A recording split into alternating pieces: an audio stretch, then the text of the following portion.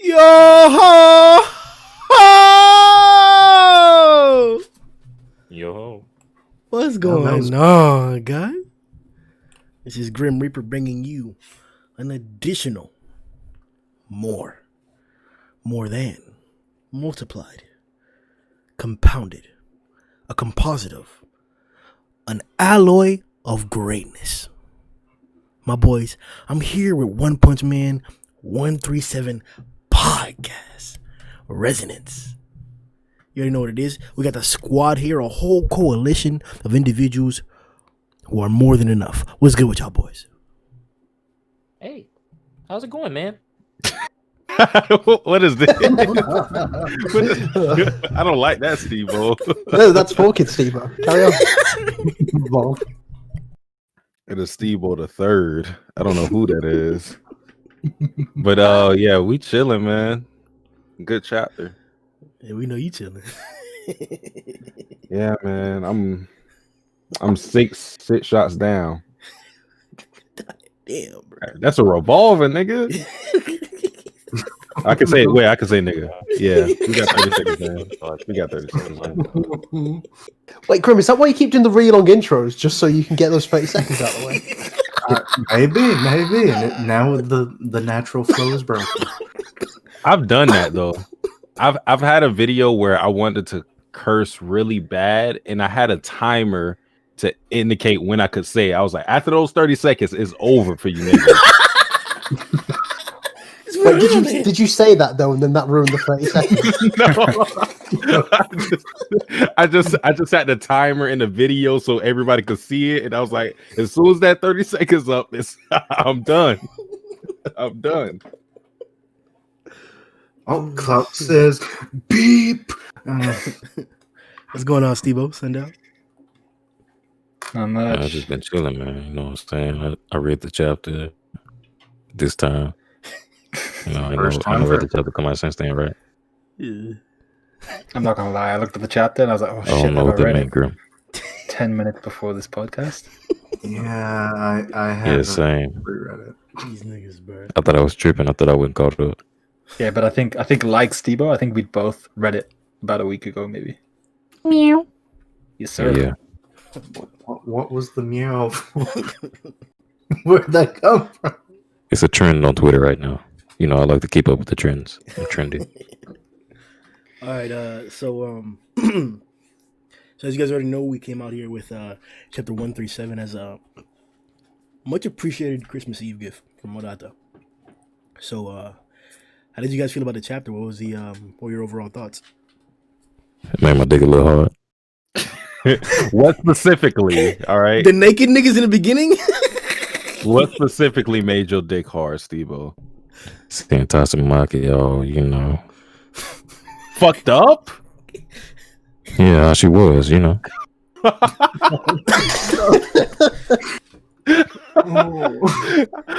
I thought you were gonna say Fubuki, and I was gonna agree with you, but then you said Tatsumaki.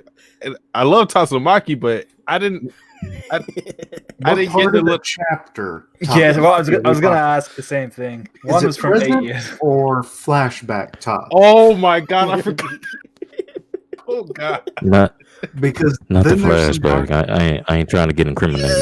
Come on. Okay, well, What a setup! Well, see, there was some other implications of like, oh, you preferred her to be in that kind of a situation, and like you derived pleasure from it, Whoa! which Oh. would have been Wait, bad. this traveled a completely different Maybe this is path. that. Damn, bro, like niggas is deriving pleasure and shit. Like, what the fuck? Man, we incriminating people too much already. Is that Well, like it's the a code for good rape? thing. Well, we should get that thing, all right? So we're Hey, good. come here, girl. I'll derive pleasure from you. It's not the chapter where she did that thing. Am I tripping? You're in jail. Oh wait, so the whole don't underestimate me part was what made you hard? Oh, okay, understandable. With the outstretched hand, and she was like, "Oh, like, oh What my the god." Viv, if you're watching, please put somewhere in the next chapter. Please don't. That was the one. I agree. All right, what about you guys? Thank you. Man, Fubuki look great. We say that every time Fubuki shows up, but like, I don't think I don't think that should be understated, because what I like about Fubuki is it doesn't really matter how Murata dresses her. She could be in her normal attire. She could be in like something more revealing, like when we seen her in her panties and t-shirt, whatever. But like Stop it. she looks pretty classy, and it does not matter what she wears. She can literally wear a trash bag and Fubuki is still going to look great. I mean, that just speaks to Murata's craft. You have to give him credit for that. So the cover page set the precedent. He do be crapping them, bro. He do. I mean, was it at the end of the chapter? Oh, we got something recently of Asami, and I was like, damn, she got an ass. Oh my god. I'm like, even the side characters, the characters that aren't really even relevant, he just knows what he wants and he delivers every single time. All of them. Never miss. Yep. So I gotta give him credit. He missed that ninja. But I gotta be honest though. I gotta be honest. Fubuki is getting old, man. What? What the fuck, bro? Niggas, you Steve, gay? I need me one. What? I need me one. A Fubuki? It's getting old. I need it. Debo, I'm confused. I feel so betrayed. I don't, bro. You should have seen what he did on Twitter, bro. I know exactly why he's saying this, bro. He's gone too Is far. it just because there's like I don't think you understand. I don't think you understand. Steve likes fake booty with implants. On, so no. The way my body is set up, I feel it. So you're just like, I feel it. Listen. I feel the energy that she exudes. It creeps within me and it wells up over time. This has been going on for damn near 10 years. When I say it's getting old, that energy is starting to seep. It's starting to be palpable. Yo, don't say seep in this podcast. My mother walked by and she caught it. My mother walked by and she caught a shiver. What? What? now You've been reading 50 Shades of Grey? Yo, this nigga dirty, bro. This might be 50 Shades of Green. I feel like Steve-O is fatigued. I can't say I They can all feel it. I can't say I understand it. I need one. Sasuke, I need one. Oh, okay. Got you. It's getting old. You feel too teased with Fubuki. You finna try and derive pleasure, huh? I need one. I understand. Okay, I understand where Steve-O is coming from now. If you okay, so you just gonna take it, huh? No. It's just like, okay. It's not on. Let's just say like this. It's not on Fubuki that he feels this way. It's not on her.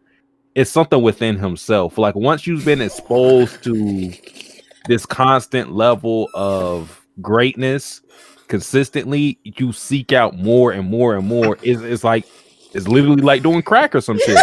You want a bigger dose every single time. Fubuki's like crack, bitch. Exactly. That's where Steve-O is at. He wants it not in the 2D level. He wants it in the 3D level now. I'm pretty sure if you were using crack on that extent for 10 years, you wouldn't have been using crack for 10 years.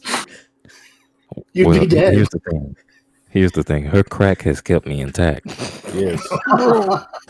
True. We're moving on, bro. What the When Grimm says moving on, you know you don't know what the hell you just said, but he don't like it. Yeah, we failed. Well, what's up, Matt? How do you feel in the chapter, bro? I mean, where do I go from that? Like, You gotta bring us back, Matt. Please. okay, chapter was incredible. This is like peak One Punch Man.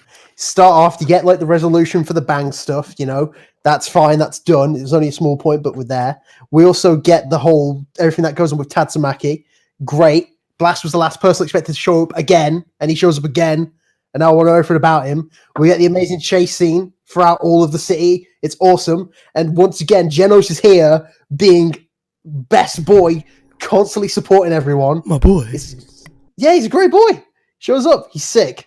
And yeah, this is like the best. These are like the best chapters of One Punch Man. Great backstory, great action, great character moments. It's there. It's awesome. Definitely brought us back from that debauchery. What's up, son? Now, I like the chapter. I thought the backstory was cool. I think we're gonna get into some discussions around the heck that giant black dice was doing in Blast's hand. Not sure what that was about. But yeah, I think a lot like our boy Matt, I really, really liked Genos this chapter. I thought he was the most impressive part, and yeah, I was happy he did everything he did, especially with Drive Night. Actually, their tandem work, I thought that was pretty sick. Which is very sussed. so Suzuki. I think I said my thoughts. I thought this chapter was good. There were some parts in there where I didn't care for. I'll briefly go over that when we start talking about the chapter in detail. But I think overall the chapter was good, so I was satisfied. Kishibu. Well, Matt kind of hit a lot of the big points, breaking it down and everything. Good flashback. Somewhat confirmed on the theory of what the whole thing was. It was a research facility, and she was kind of sold off by her parents. So that was a sad realization. I don't get the whole Blast thing. Like, how did he know about Fubuki? that one's still, ruminating in my head. But yeah, good action scene. Very, Star Wars destroying the Death Star. Loved it. Yeah, the whole like dual chess beam thing, like, okay, that came as a shock. Like, people are drawing even more parallels. Now it's starting to bring in more questions about, is Genos connected in some way to everything on a technological level anyway. I don't know. It's just, and yeah, that cube. The cube makes me question many things. But yeah, overall, great chapter. Good action, backstory, all that good stuff. Yeah. All right. Before we begin, viewers, remember, if you want to talk to any of us or discuss the ideas that we drop in this chapter, make sure you hop into the comment section and like the video. Subscribe if you want to get more content, not just from the podcast, but other content as well. There's a variety of individuals who produce content here with a variety of different interests. So if you want to get on their channels as well, check out the links in the description. Now, let's hop on this Bang versus Child Emperor. So, it Creepy seemed... face bang. That's best face bang. Whenever he's like that, it's a good time. It's like, damn, you flip the page and he's like, hey. Man, nah. Why was he smiling after coming out of rubble with Fubuki? And Bomb's over there like, God damn it, I couldn't get it up. And Look he at her had face, to take bro. over. She's shocked. That smile was a little too big for my liking. Like, I still got it, God damn it. 70, what is he, 72? And a look of worry on Fubuki. I don't like it. To be honest. No, but on a serious note, I think it actually connects with something, because the smile is interesting. The fact that he's coming up saying, what a coincidence. Let us in on the action too. Like, that's kind of how I read it. Because to me, there's a whole perspective to this conversation, or at least this portion of the chapter. So going back, we saw that Child Emperor and Second Guard discussed doubts about Bang's allegiance in the current conflict. Garou is his direct student, and everybody, or a few individuals, actually questioned Bang's resolve in response to that. So while Bang himself believes that it was warranted to have some type of doubt, I felt like this entire conversation was a confrontation of Child Emperor. Like he was confronting him, and like especially Child Emperor's response and like his body language definitely alluded to the fact that like he knew that it was shameful that he hid the information, that he hid his actions from Bang, and that like Bang confronting him was something different. Like I kind of felt like Bang should have either been meaner or Child Emperor should have been like more assertive as to why he did it. He kind of just gave an excuse and that was like a throwaway or whatever. But Atomic Samurai's reaction really gave it more context because we know his relationship with Bang, but to me, in this situation, Atomic more represents the average non-initiated individual in the current situation. Like, there probably are heroes that didn't even know that they were doubting Bang, that Bang was in question, or that, like, Bang is that affiliated with Garou. There are probably heroes that don't even know that. And Atomic's like, oh, what the heck? Like, why did you do that? It's just weird that was seeded since, like, I want to say, like, 2 years now, or, like, probably, like, 25 chapters ago. That was seeded since the beginning of the invasion, and now we're working towards teamwork. So it's kind of weird that like coincidentally, whenever we just recently last chapter got a whole big spiel about teamwork and how we're going to work together, we get our first seed of like doubt and like reason to not trust each other. What did you guys think about the whole Bang Child Emperor conversation?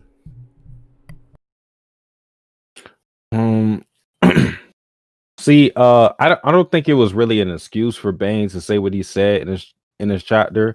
I thought it was more of him being real with the situation because he could understand that, given his position with Garou, he could feel why he wasn't brought on in this mission because at least Child Emperor and other people thought that maybe because he has a personal relationship with Garou that he may hold back or he might not be the right man for the job. So I thought he was being real in that situation. I do think a little bit of it was trying to excuse Child Emperor to cover his back to make sure people didn't look down on him as a tactician. So there's that aspect of it. But I just think he was being real in that situation. I don't think there was anything phony with what he was saying. It was just him understanding that from an objective point of view, I could see why you would come to this conclusion. Even if I don't agree with it, I understand why you made this decision. Before the next person goes, I 100% agree with everything you said. But I think that whenever he said the quote, like right here, that's on the screen, like, I will take responsibility for putting Garou to rest with my own two fists. Like, that's the excuse that he also gave to Genos to interfere. Like, you know, like, oh yeah, I got it. I'm going to take him down with my own two hands. Like, I think that's the excuse. Like, that's the lie right there. If there is a lie, it's that part. Okay. Matt, Steve-O?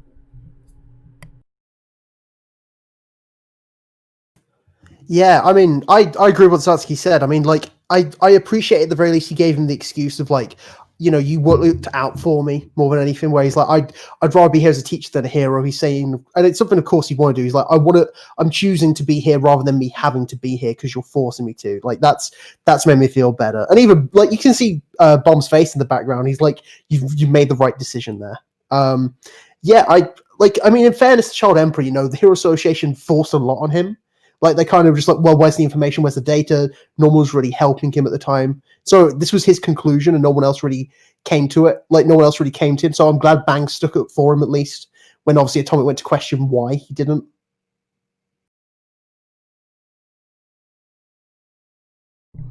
Steve-O, Sundown?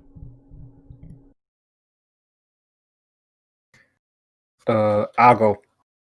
But yeah, I mean, everyone's pretty much said everything worth saying. What I like about it, though, is kind of Child Emperor's reaction there, where he's still looking down. He still looks kind of ashamed of the decision he made. So I like how Bang kind of, he's a seasoned warrior. He's been through situations like this tons of times. And there have probably been situations where, you know, people have doubted him or his relationship with someone else, whether he could fight someone. I think he's probably seen a whole bunch of doubt throughout his career as a hero, as a fighter. And he's had to overcome that before. In this situation, he kind of comes back to Child Emperor and he's like, I like the fact and I'm appreciative of the fact that you kept me out of this more kind of because you're considering my emotions rather than my duty as a hero. But Child Emperor's face there kind of shows to me that he doesn't really believe that, and he basically kept Bang off of this mission purely because he was unsure of whether he could trust him or not to actually deal with his student. So even though Bang kind of doesn't sow those seeds of discord in the S class, because if he went there and he started chatting bear shit, they all would have kind of turned on Child Emperor. So I think he was very aware of what situation he could cause. Speaking about Bang, but Child Emperor, I feel he knows that he's kind of also being reprimanded for the fact that he kept him off this mission, even though Bang put it in a very, very polite and even uplifting type of way. Well, just to add on to that, now I think it's probably he's also questioning his own judgment, isn't he? Because it wasn't just Bang he was wrong about; he was also wrong about Genos too. Like he was, because when Genos first showed up, he was like, "I'm here helping Tatsumaki, help whatever way you can," and like he's been wrong about 2 heroes. Like, so he's probably questioning like what he can do at this point. Yeah, and then something else he might be questioning is their impact on the other heroes, because when Genos came, he kind of came to like the applause and trumpets of all the other S-class heroes. And the same thing with Bang. When he came, the first thing that happens is Atomic turns around. He's like, "Oh shit, it's Bang." You know, it's the fact that they have that kind of powerhouse in Genos and the experience in Bang. When the other S-class heroes see that, they're kind of more comfortable, more relaxed. So maybe he's seeing that as well, and he's just like, "Shit, maybe we should have added them to the original team."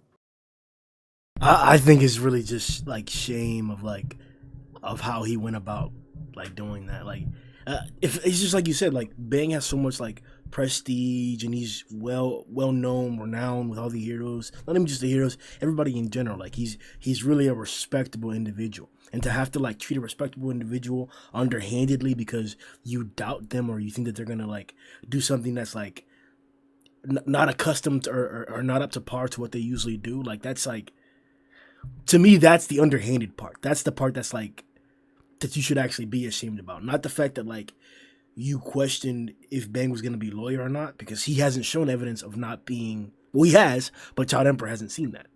That's the reason why I think everything Bang said is just bullshit, covering his true intentions. While let me like, to be honest with you, the way I took it while reading it is that he was just saying this like, "Oh yeah, thank you for considering me as a teacher and not a hero." Like basically like letting him know that I know you were doubting me. I know you were questioning me, and I'm right here. And he went up to him and even touched him on the shoulder. And now Child Emperor's looking down like, damn, I really kind of like throwing the whole situation in his face like, look what you did, and I still managed to be here, and I'm working as I always do. I basically just proved Child Emperor wrong in every aspect, like you guys mentioned, but he's putting it in his face. And sure, like you, Satsuki also mentioned that like he's also saving face for Child Emperor to an extent, but I think that the message still got across because Child Emperor is looking down and he feels ashamed. That's how I saw it. I don't know. I mean, like I feel like it could be. I feel like Child Emperor, like he might have perceived some of that, but Bang's not. He's not the type of guy to say something beneath a whole layer of like subcontext. If Bang was going to say that, he would have said it to his face. So I don't think Bang really meant it such a way. I think he was just being straight up. I mean, Bang's been a master for a lot of students, so he's probably pretty good at dealing with younger people. So I don't know why he'd go to Child Emperor like, "Well, you failed, didn't you?" You know. Okay, so then all right. I guess like, and I guess it also fits with the softness we've been like trending towards in One Punch Man. But well, I like this moment purely for the fact that we've seen other heroes in this arc fail, whether it be in actual fights or the decision making, and I think in this instance, Child Emperor is feeling the brunt that we felt with Sweet Mass, where he just completely like burnt out in his fight against Fear Ugly, and now Child Emperor's his whole planning has blown up in his face because, like Matt said, Genos is doing his thing and he's helping out in a big way, and now Bang is here and he doesn't know what Bang has done. He doesn't know about Rover, as far as I know. But you know, he's doing his own thing and he's here. So I think Child Emperor is going to kind of take everything that's going on right now into account and possibly grow from this. So I like that aspect of it, at least. Steve-O? Hey, baby. Okay, so I like this part of the chapter because I was really looking forward to seeing how Silver Fang would interact with the other heroes once they finally got a chance to meet face to face in this operation. And I'm glad that he didn't like shit on Child Emperor, even though Child Emperor feel like he got shit on. And it really shows his level of maturity and professionalism, but it also shows that Child Emperor has something in the back of his mind that could actually lead to further character development in more moments like this between him and the other heroes. So I'm looking forward to see exactly what comes from this, if anything. But more than anything, I like the fact that Silver Fang feel like he about to go do that thing to that nigga. So that's lovely. I'm telling you, he's lying to you, boy. He's gonna do the same thing he did to Genos. Like, yeah, Genos will handle it, and then he's gonna show up mid-fight, kick Garou across the room, and be like, "I got it, Genos, back up." And he's gonna play pity pat with Garou. Pity pat. Yeah, pity pat. Yeah. Not to say that the last thing that happened was pity pat. Like, Bang put in work on Garou, but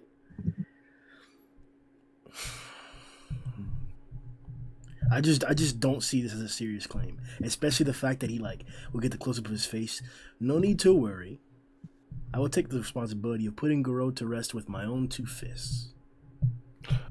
What do you think he means by that exactly? Do you think that means a death sentence? No, I really think that means that when it comes down, I think the way that scenario I think is gonna play out is Garou's gonna be facing a group of the heroes that's gonna be really really dangerous. Maybe it's a Darkshine rematch. Metalbat shows up for a rematch.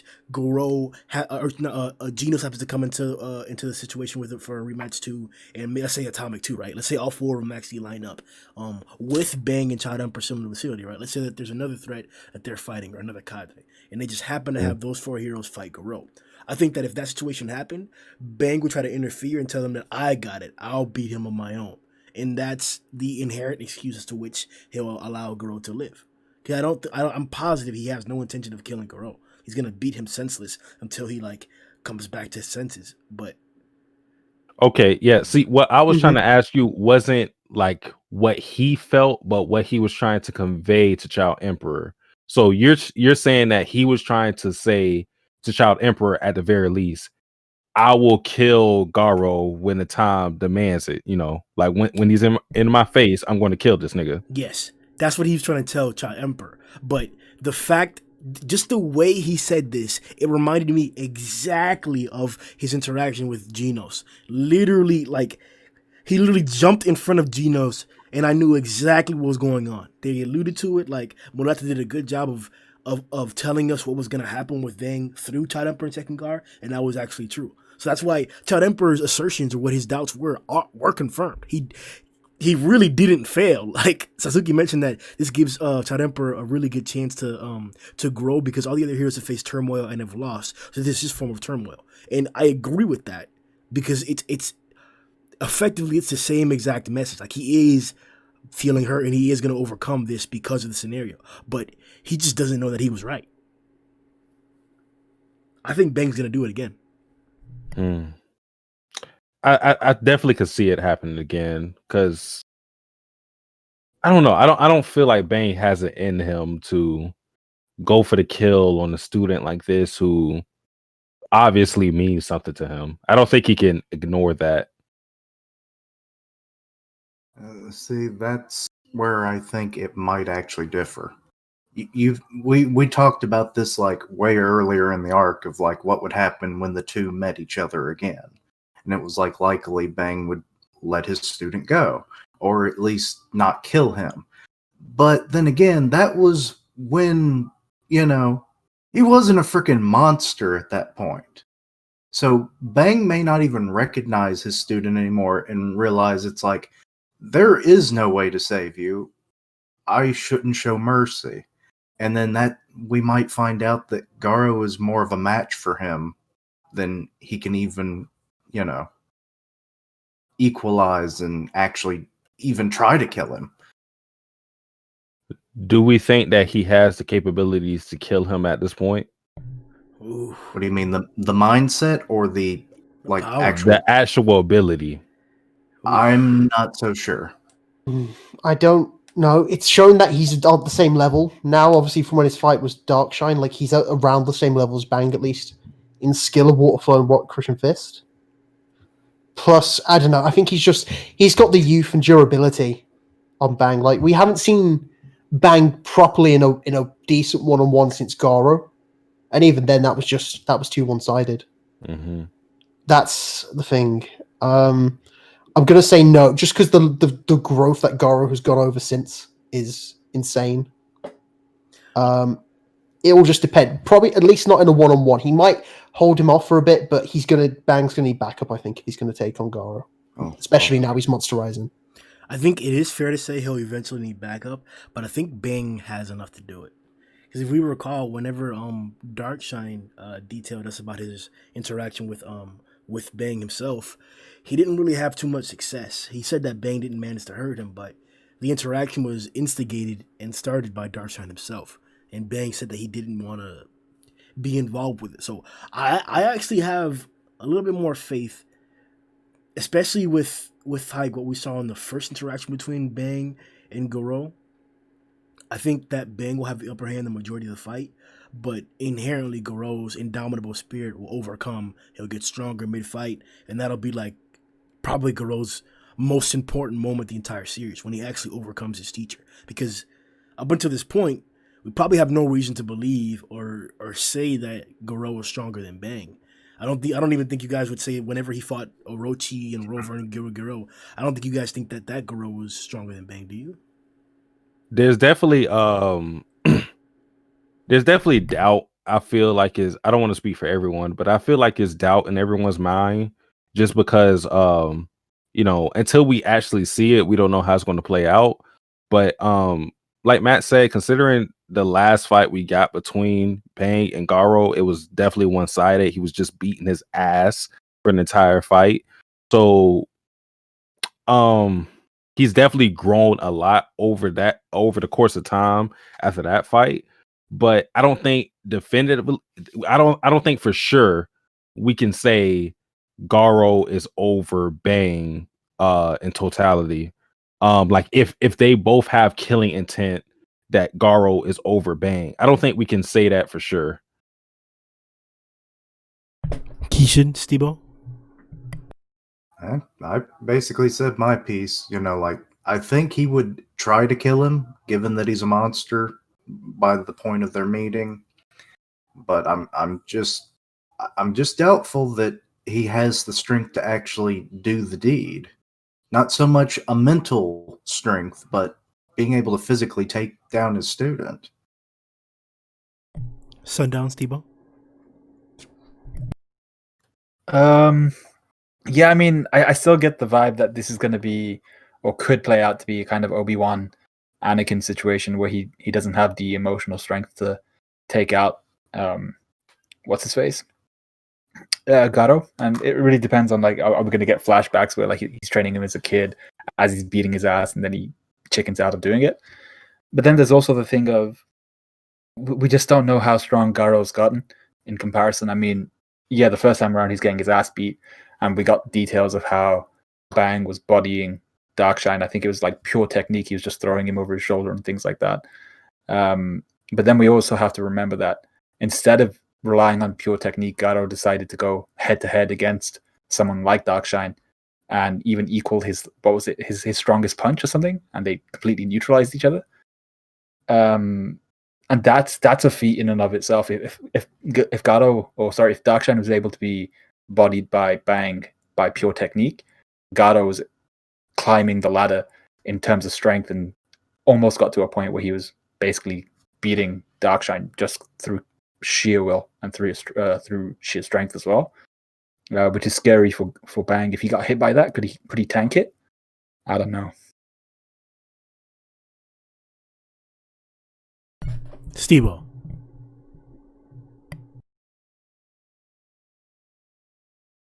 This nigga. All right. All right, so let's move on to the I'm next here, but I wasn't. But I had stepped away. this nigga, bro. We figured. We're talking about. Do you think that current Garou versus Bang? Who do you think wins? Man, that nigga Silver Fang, man, that nigga got the bing bang boom. You know how he got the prime mode where he go into. We like tapping into that energy. Yeah, I think he still do that thing to him, man. He still do that thing. He told him everything he know. Actually, are You we know. throwing in the notion that Fubuki would be able to give like that buff again? Oh, she might be. Because Might she be able said it to. was Oh my God. temporary, so I would assume Well, if it hasn't already worn off, it's going to wear off probably before they would encounter each other. what But could she do it again? I think Steve mentioned something that we can't really ignore. Regardless of where you think Bane's power is right now versus Garou, we had to take into account this is a matchup. So it's not like with matchups, you can be one character can be stronger than the other, but because of that matchup, like for example, Sweet Mask versus Fear Ugly, I'm pretty sure most of us think Sweet Mask is stronger than Fear Ugly, but because of that matchup, okay, hypothetical. Hypothetical. It's so hypothetical that we know Yeah. nothing about Fear Ugly. Yeah. We're just saying, like, just for the sake of argument, we think Sweet Maz could beat Fear Ugly, but because of his weakness, blah blah blah, he can't do it. So, like with Bang, he might not be as strong as Garou, might not, keyword, but because like Steve said, he knows all of his moves and he taught him a lot of the things that he knows currently. Not everything he knows, obviously, because he's learned things over the course of his fights. That might give him the edge that he needs to be able to beat him if they were to face each other again. I think we can. I feel like we can say that it is going to happen again because just the narrative of the master fighting the student in a situation like that, I don't think that one and Murata can pass up on that opportunity. So I think they will fight again. But like I said, what Steve-O mentioned about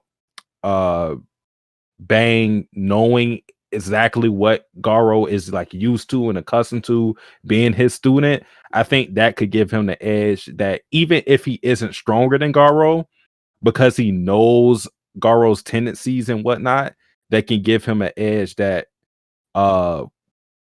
would put him over in a fight against Garou.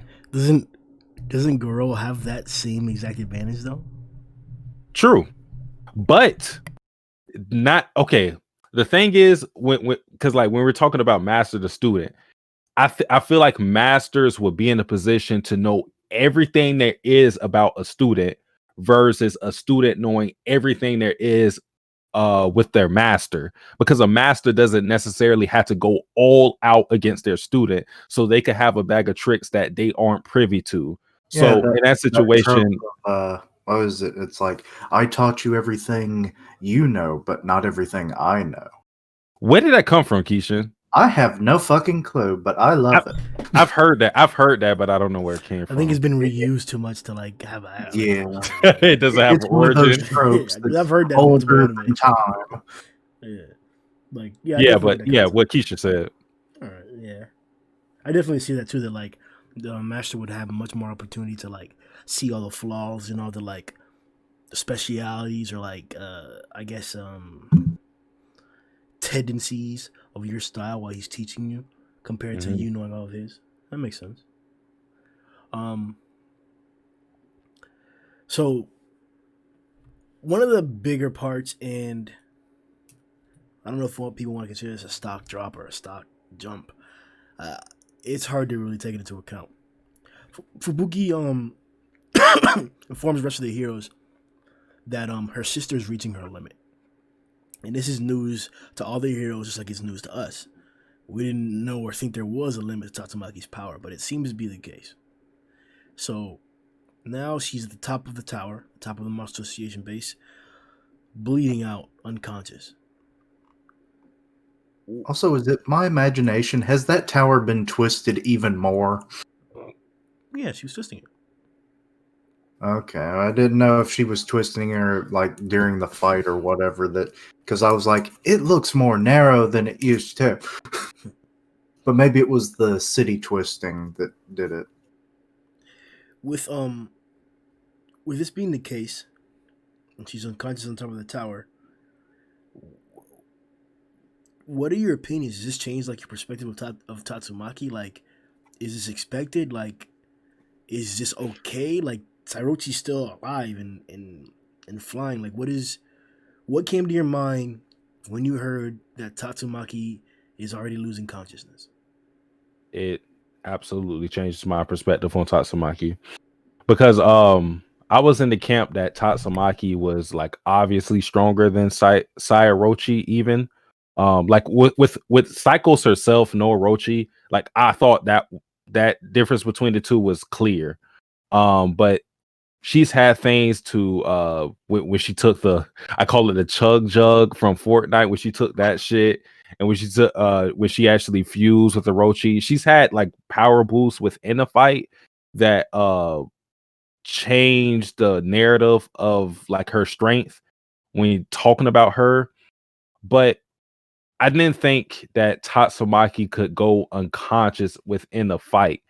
And she's still fighting, don't get me wrong. So it's not like what happened in this chapter was a glaring weakness or anything like that. But it definitely made me put a cap on her power, because I thought we would not see a weakness in Tatsumaki whatsoever in this fight. But obviously, if there's too much power output, there will be cracks in Tatsumaki's armor, so she has a way to be beat. Obviously, Sayorochi is still fighting. She's still fighting with Drive Knight, Genos, and Tatsumaki. So she's fighting against 3 S-class people. And she's still doing her thing. We don't really see a weakness in terms of her like taking damage and bleeding like Tatsumaki is in this chapter. But I don't know. I don't like to say my stock has dropped with Tatsumaki, but my expectations have definitely been altered given what happened in this chapter. I don't think the output, like I don't think her potential, my expectations of what her potential is in terms of her power is different, but the amount, the endurance is definitely put into question. Yeah, that's the best way to put it. Like, I don't think she's a cap to her. Still don't know her the cap to her full power, but I now have more of a sense of the cap to her like endurance, and yeah, great way to put it. Keishan, Matt. Yeah, she's a little bit of a glass cannon, as we're now seeing. It's like once you get past that barrier, she's just like fine china, but very, very powerful china cabinet around her. For sure. But yeah, like I wouldn't say my stocks on her have dropped at all. I mean, the feats that she's accomplished are unheard of at this point almost in the series. You know, like she's like got some like of the top 10 feats in the series, she's got more than one. So like it's not dropped. And to be honest, if there was going to be a fight where we would see her at a weak point when we had never seen that before, going up against another psychic user makes the most narrative sense. So, and you're always bound to hit some kind of a ceiling with every character. And this arc is definitely showing that a little more than we ever have. So, it's not a bad thing for the overall series. So, yeah. Matt, Steve-O?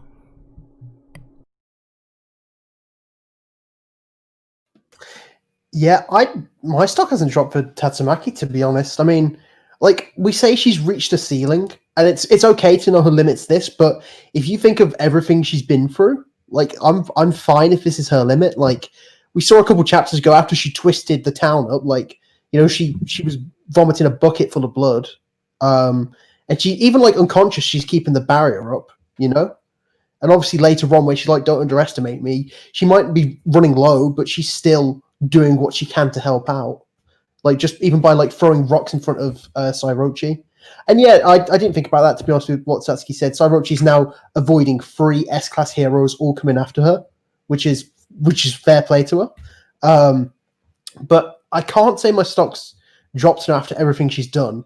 Like, and even then, like this fight might have gone differently if there were no hostages in the area, because as we know from a lot of that fight before, that was Tatsumaki's main priority. So she might not be in the same situation. Like, she's got a limit, sure, but things would have gone differently if there was no hostages and she could just go all out from the beginning.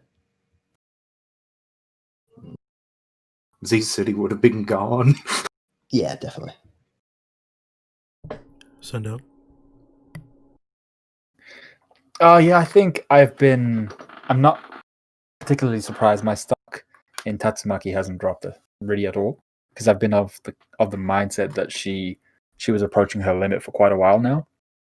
But yeah, I mean, like Matt was saying, she's been this has been a battle of attrition for her, and she's been through quite a bit since we even pre the Psychos Orochi merger, and then the actual merger, and then her actually delaying and waiting for them to find Tario. And I think they didn't even find Tario when she first decided to start applying the clappage. But yeah, so that delay game, she took quite a bit of damage there, where she got her hands pierced through and she got her barrier reversed and everything. So like that looked pretty bad. And then everything she's been through since then, I'm like, if she's still got her barrier up, which she does right now, after having been through all of that, I'm pretty happy with that power level. I'm cool with that. I think she's done enough as it is. And then she wakes up and continues to do more. So yeah, I wouldn't say that my stock in her has dropped.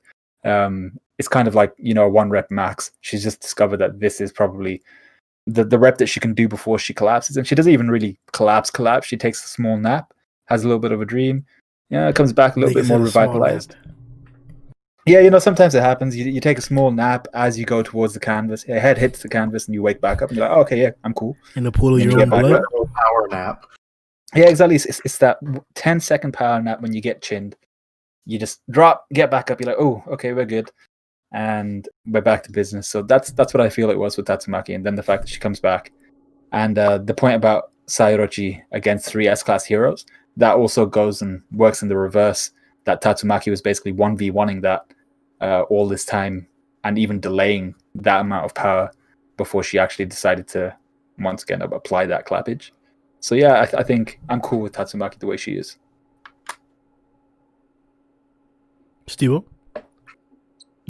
For me, I don't believe that stock should drop, because Tatsumaki has been doing that thing, and she's very much doing something that nobody else would be capable of against somebody of Sairochi's caliber. And just because, you know, she like on the knees bleeding and whatnot on the way out of there, it don't mean nothing. Like, you know, she could still come back and do that thing again. Like, that's Tatsumaki, man. She might catch the second win, go plus ultra, you know. Like, the stock ain't dropping. Like, the only way the stock could drop is if a nigga like Moment Rider came through and threw the bicycle at her head and knocked her out. But Alright, that's an extreme, man. If that happened, I'll be so mad, dog. That's the only way that her stock could drop for me, personally. If she herself got hit by the bike and fell off the tower. But just this crash, yes. Yeah, I think it's just like when we say the stock has dropped, you also have to ask the question of where did we put Tatsumaki at in terms of strength and whatnot. And I'm a person who put Tatsumaki on a high pedestal. I remember when we were having a discussion on if Tatsumaki could beat Orochi. Like, I immediately, before even seeing like the feats that we're seeing with Psychos right now, I was like, yeah, Tatsumaki could do it, just because I thought her ability was so high. I thought the only one who could really surpass her at that point was Boros and Saitama. Just because I thought her output was that high. But I think it's just a matter of like me seeing her stock drop. It's just me having an inflated idea of what her power is. Nope, that's fair. I mean, mine was the opposite because I didn't think that she could take on Orochi until we saw everything that we have. So, like, my stock went up for her considerably. So, yeah, mine was the opposite to you. No, I'm in the same boat as you, man. I agree with you 100%. I didn't think she could take on Orochi, and she's proven she's. Hey, relax. She's. All right. But she's proven otherwise in like several fold. It's just the fact that like, in order for like these feats to have meaning, like they have to like impact things. So like, there's no way where her being unconscious would be beneficial. Like that's not a thing. Like that has to be a negative.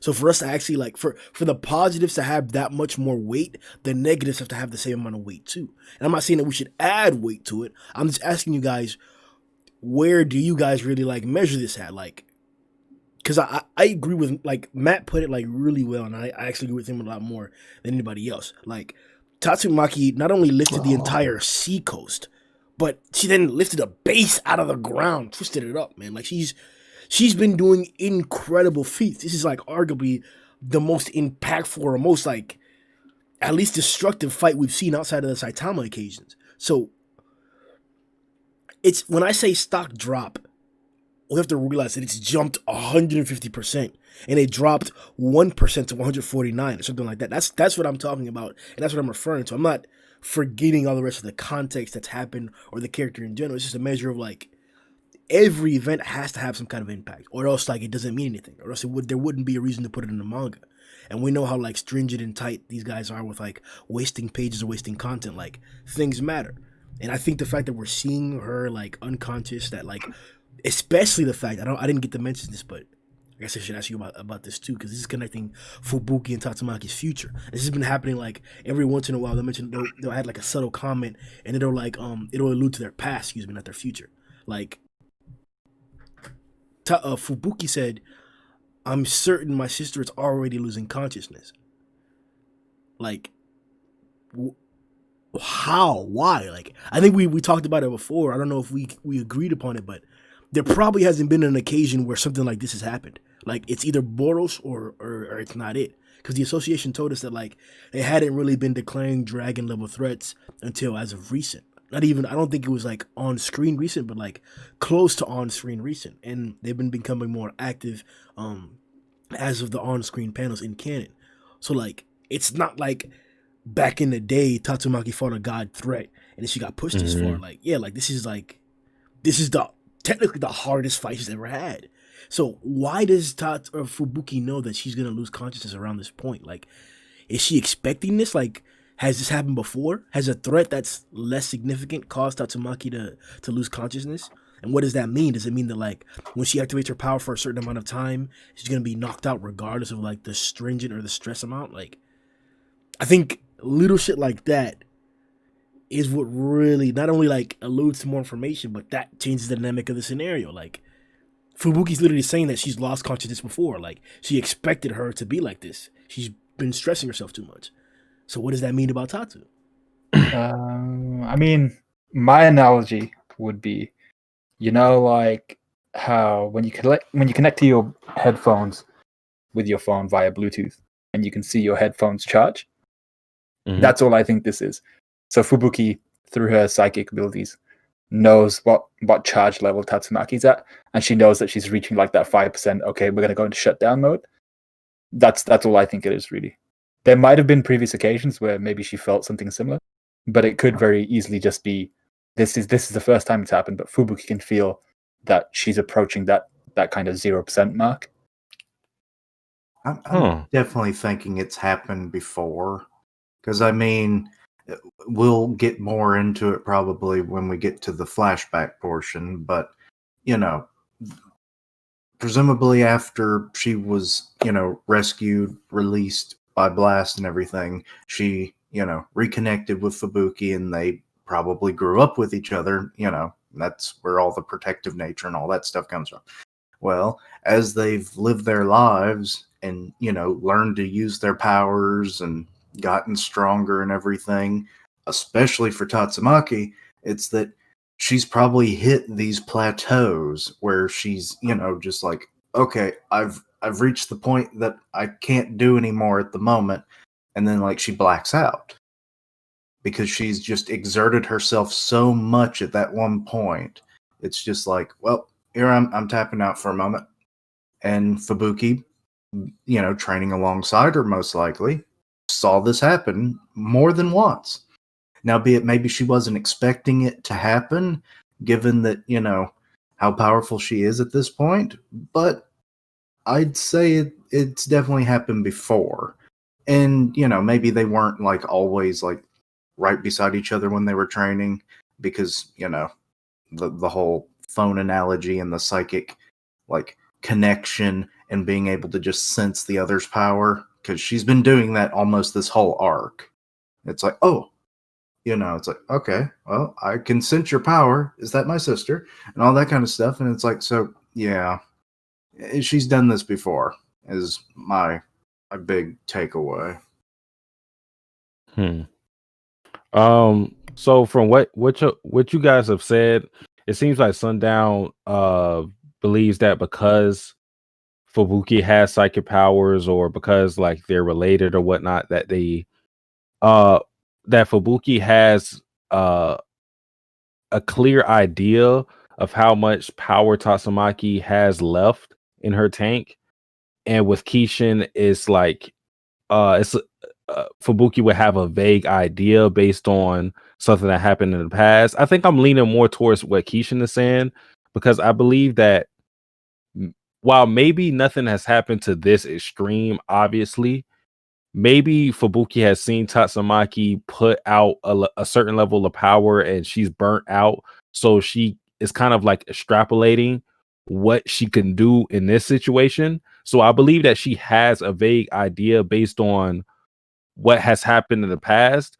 But obviously, I think she's wrong about what Tatsumaki can do exactly, because what we seen in this chapter was Tatsumaki said, "Don't underestimate me," and she was still doing her thing. So I don't think anybody has the full scope of Tatsumaki's power output or what she can do, but I think Fubuki in particular has a vague idea of it. So she's like breaking her limits almost. I think even though I brought it up, I think I'm gonna lean towards supporting what Sundown said, actually, because I'm remembering now. Whenever Fubuki was fighting Dos S, Tatsumaki showed up without being signaled. Fubuki actually complained that oh shit, if I get too hurt, Tatsumaki's gonna show up. So I think that there is evidence of there being a strong connection there, either a sisterly connection or a psychic connection that would allude to like them being able to sense when each other are in danger, when each other are weakened, when they're being stressed. I think there's a psychic connection instead of like there just being previous occasions where she just is gauging what her power is. Like I think there's more evidence to say that. But at the same time, I do think it's possible that in the past, Fubuki was like there whenever Tatsumaki was stressing herself. And maybe she reached her limit because she had less power back then. I'm not expecting little girl meeting Blast Tatsumaki to be as strong as like on the tower about to smash Geno's Tatsumaki. Like those are two different power levels. Steve-O? Hello. Can you hear me? What's up, baby? Yes, sir. Okay. Well, they are telepaths, right? Mm-hmm. Like they can read minds and read signals and such like that, right? I don't know about read minds. They definitely have. If they can communicate telepathically, they don't seem to like communicate in like words. They're not Charles Xaviering it on that level of telepathy. It's more of just like extrasensory. where they can sense the other's powers, kind of like a scouter. Nah, but this chapter confirmed it. She literally said, "Don't under." She wasn't telling. She was talking to Genos, was she? Wasn't Tatsumaki and Psychos, wasn't they talking to each other like Yeah. Oh, with their minds before they started fighting? Like they was talking shit to each other over their brainwaves?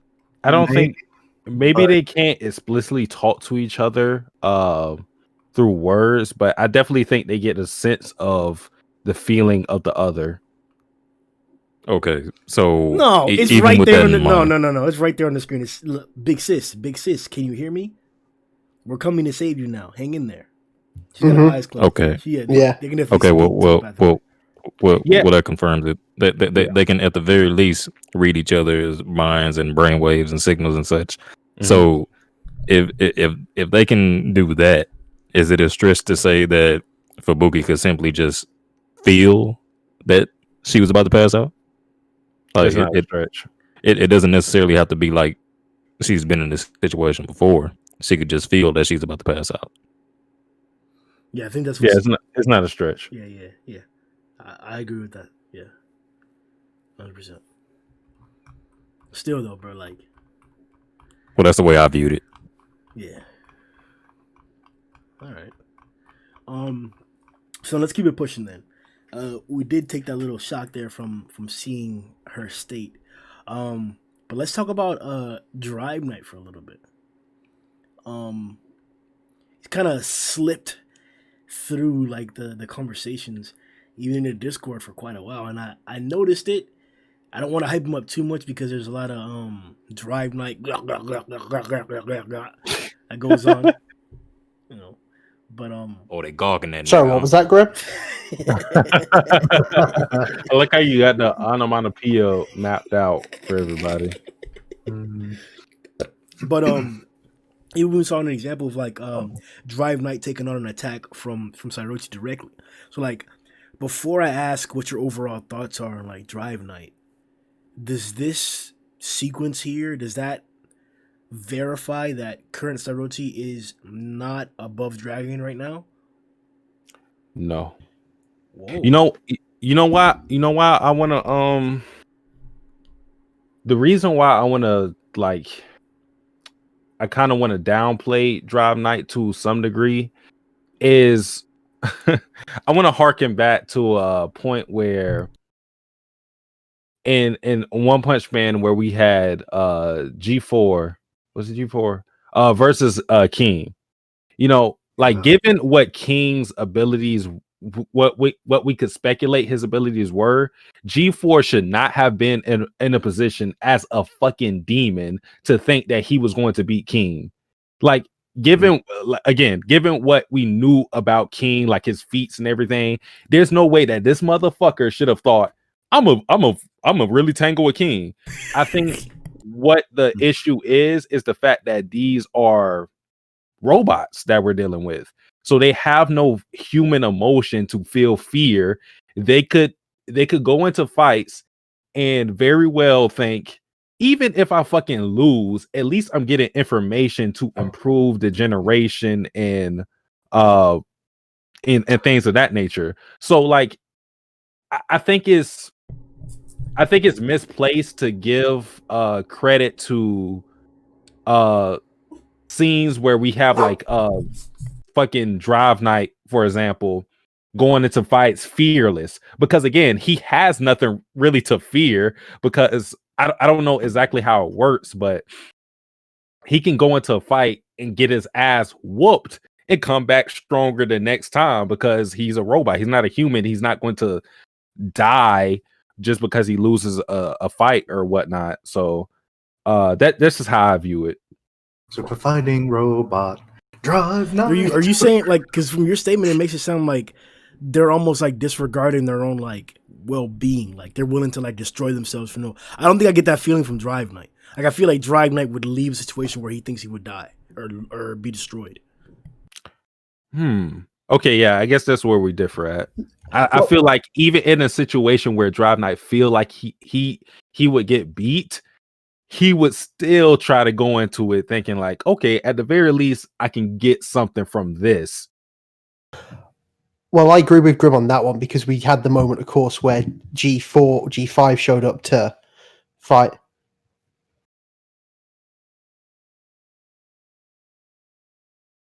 Yeah, well, we had that moment where G5 was about to show up and was going to take on him, and I forget his name. Hero Association guy with the robot eye. Second guy? Second guy, Second yeah. guy. And when he was like, "Oh, it's Bast here," and he's like, "I can't fight you. I can't do anything." Where, I'm not saying he couldn't, but at that time he was like, "I'm not going to fight this guy, even if I could learn something from it. I could come back stronger, but I still can't fight him." Yeah, I think I want to draw that contrast too, for sure. Like, I 100% understand what you're saying, that like the bravado that G4 brought to the King fight was kind of like, I could see that from a bot. Like, it was kind of like too cocky and confident-ish. Maybe that was like the personification of that like character. But like, I could definitely see like a robot taking a straightforward approach. Like, I have a calculated approach. There's no reason for me to doubt, or the data doesn't tell me to doubt this approach, so I can just go head forward. I could see that in a robot, or at least in what we've seen in One Punch Man. Like, I could see that factor. But I think at least Drive Knight, he does have more self-preservation than like any other robot we've seen so far.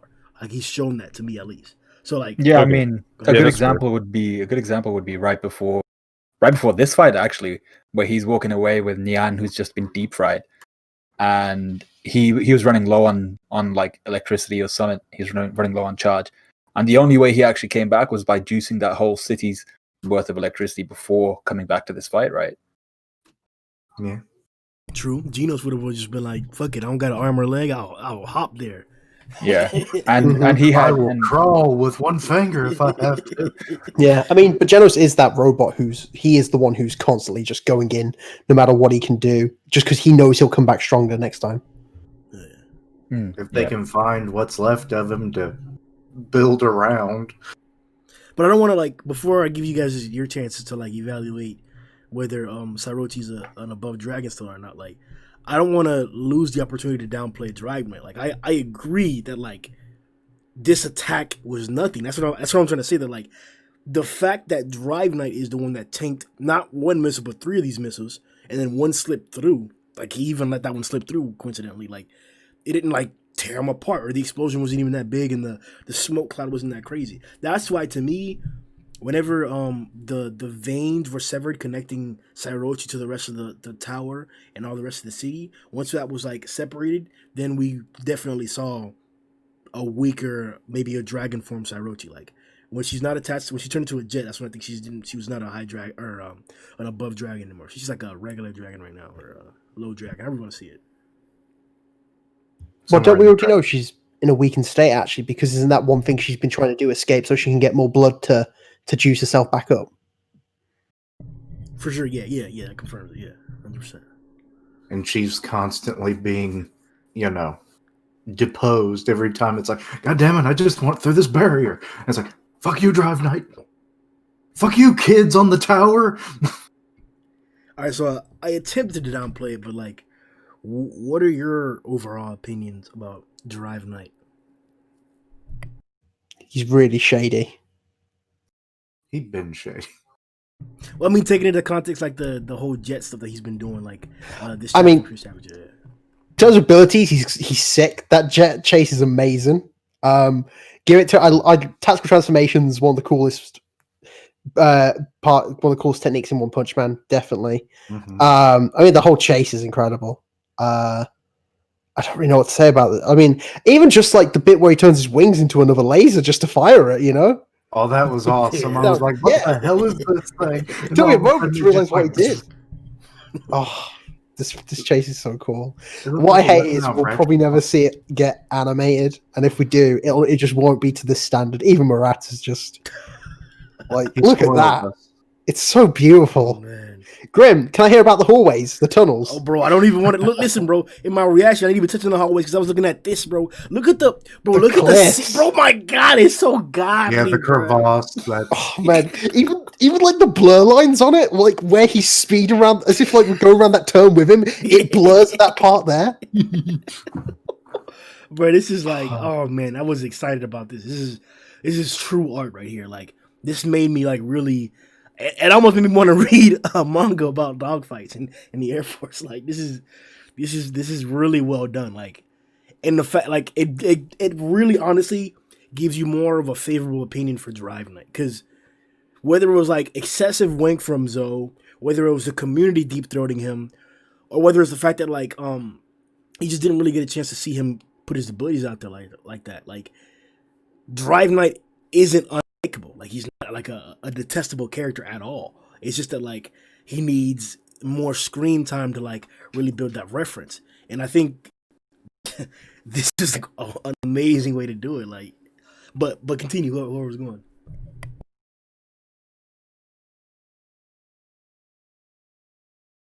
Right. I mean, just even about the dogfight. I mean, like even how they just handled like going through the tunnel. Like Sairochi's transformations in the tunnel were amazing because obviously it's organic. Unexpected.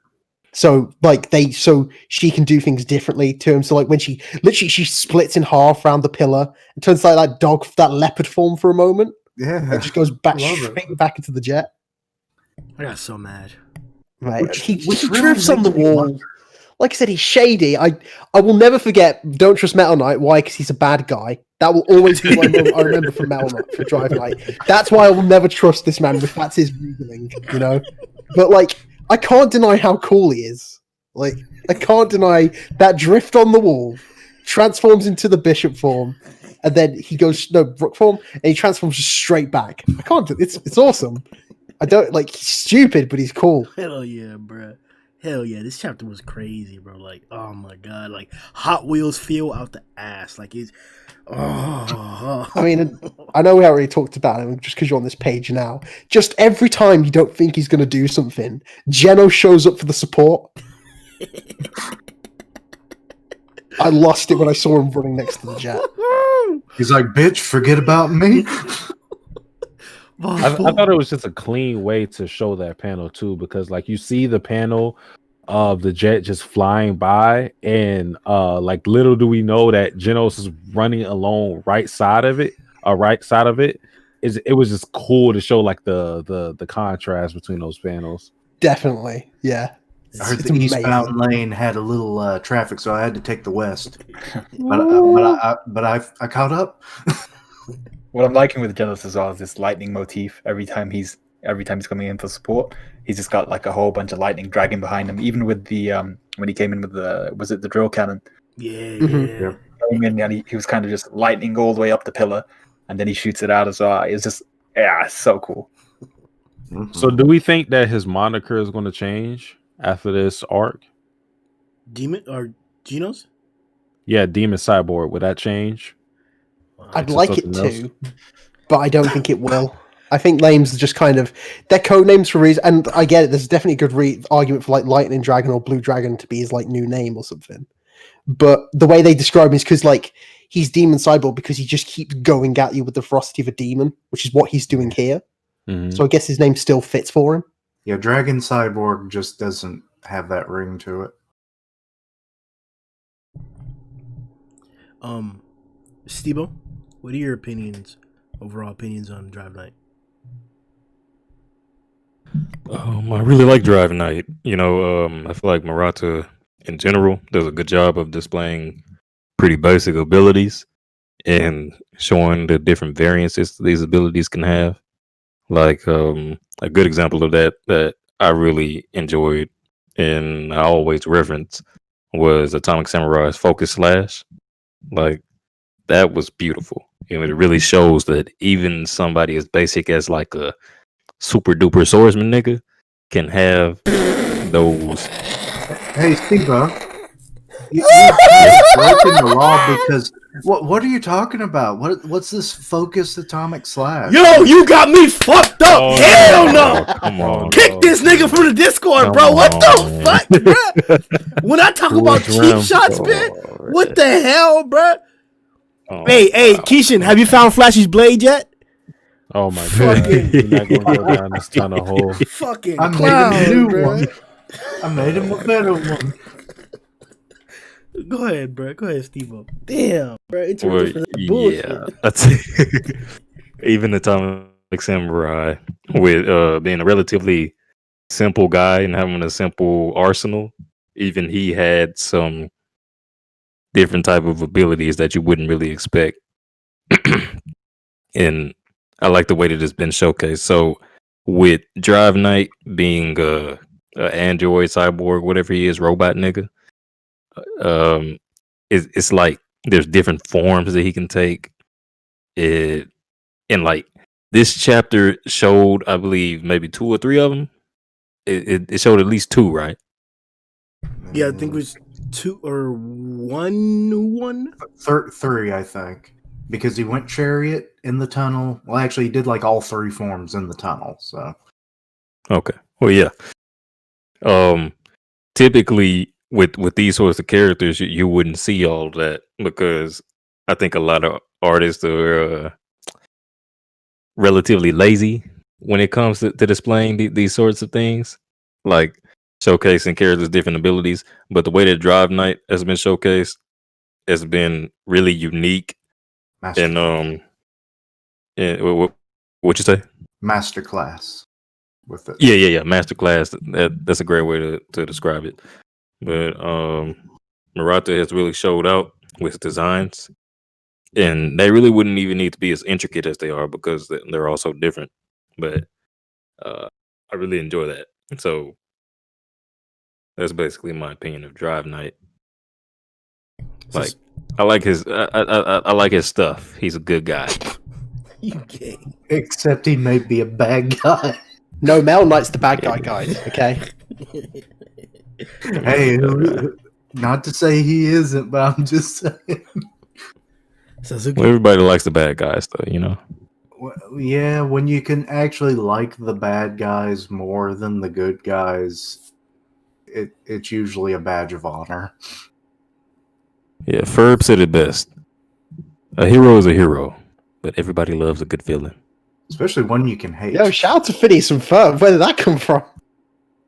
Yeah, that's one I never thought would happen in this podcast. Yeah. Actually, hey, who's to say Ferb isn't here all the time? He rarely talks. That nigga's gay. What's up, He's always in the Sasuke? heart. Are we now? Overall thoughts on Drive.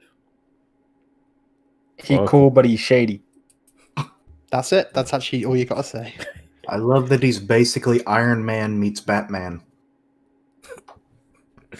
All right. But he's got that dark side that we still barely know anything about. I'm darker than the Dark Knight. All right. Next we got the Savior. So Sairochi was taking the opportunity as she saw Tatsumaki was unconscious and defenseless. So she took a shot at her, as we saw with the missile. And Genos saved the day. This 100% solidifies once again the fact that he's not done, he's not kaput. After the 10-second mode, he can indeed fight and possibly fight as a high dragon. We'll see more details and more information coming up. I think he'll even be able to fight Garou if he comes up. That's a big claim though. So what I No, that's when he breaks. That's when he gets broken this hard. It's like, yes, I've fought a dragon already. You'll be nothing, and then it's like his head gets cut off in the first 5 seconds. It's like, God damn it! I thought I had a chance. But what I want to focus on here is his relationship with Tatsumaki. So we saw them talk in the beginning, or have the little debacle with Saitama at the first hero meeting. We saw Tatsumaki deny Genos his help in the face of the Dark Matter Thief's ship. We saw him like trying to confront her after Saitama brought down the ship. We've seen all different kinds of interactions, little backs and forth between them two in particular. And then we get the great moments this arc where he literally comes in and saves her. Like point blank, she was about to get blasted to hell, and he saved her more than once. So Tatsumaki and Genos. What's up? I ship it. Go ahead and put that rod in there, Genos. Oh, I was read it. about to say, let me go get the attachment out of the closet. Yeah, man. Go ahead and do that thing to Tatsumaki, man. Do it. No, for real. Like I like the moments just because, like, not only does it's weird because I kind of like that Tatsumaki is vulnerable in the sense that she can't like we understand there's a cap to her power, so at the very least there's tension in a moment. But I also like the fact that Genos is able to support her in the way that he has been, because just from the community, a lot of people have been talking down on Genos, and from what he's been doing in these recent chapters, like I feel like it would be hard, or it would be forced to keep slandering Genos after seeing what he's been doing in these recent chapters, because he's been really putting in work, and that cannot be denied. Actually, it's totally ironic. In 2020, a year of disaster after disaster, the character who literally gets his ass stomped almost every arc, this is the arc during that year that he became out like a boss. The strongest ever. Literally. It was like, I took all that negativity and turned it into a positive. There. Yeah, jeez. Yeah, man. I even saw it in Discord, and niggas they're not on that shit no more. Like, there's no more Genos slander.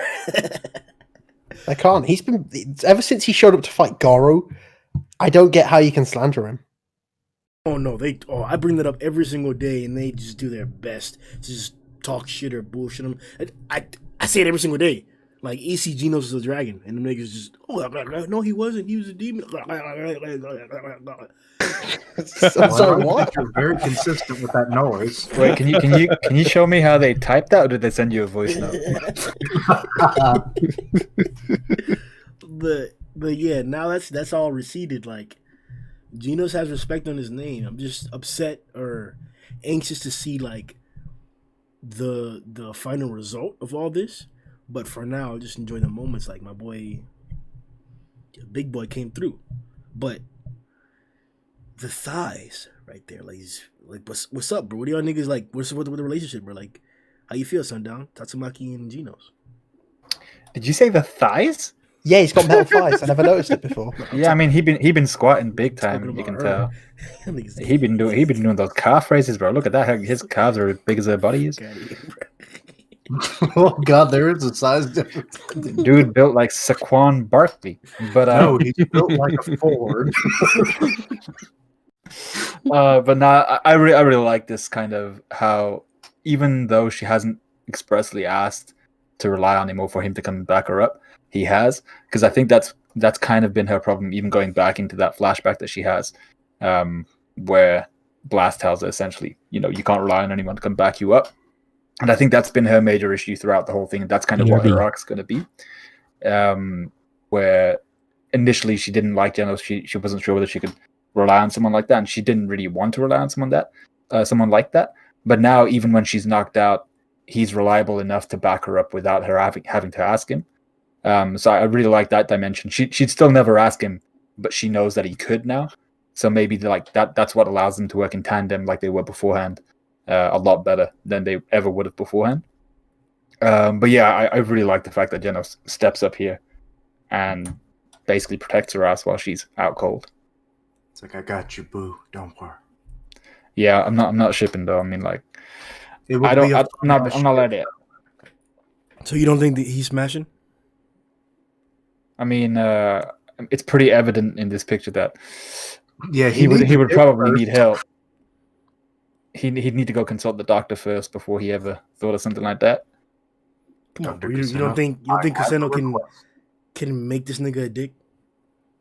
I need a bioorganic dick of some, or not bioorganic, biomechanical dick of some denomination in the next 24 hours. I mean, I've got a number. it doesn't take a scientist, dude. Just some double-sided tape, really. But What you the? know, it's all good though. I don't think I wouldn't ship him. All right.